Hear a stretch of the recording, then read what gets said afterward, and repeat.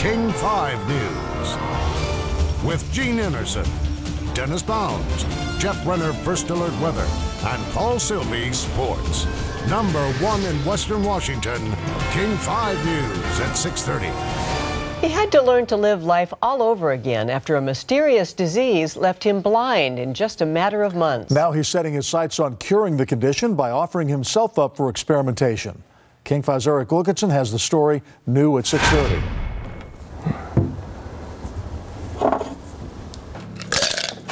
The simplest of tasks are tough for Burien Aston. Just getting a glass of water, working the microwave, even listening to the radio. When I look up there, all I see is a blurry black blob. Burien is legally blind with worse than 2200 vision. He sees colors and shapes, but not much more. Closing your eyes and walking through the world with a stick in front of you all of a sudden when you've been able to see for 20 years almost, it's difficult. He suffers from a rare genetic condition called Leber's hereditary optic neuropathy that blindsided him one day. Burien was out playing golf with family and friends, and in the time it took him to get from the tee to the green, he could no longer see the flag. 6 months later, he was blind at just 19 years old. It just all of a sudden, some of the world just was not there.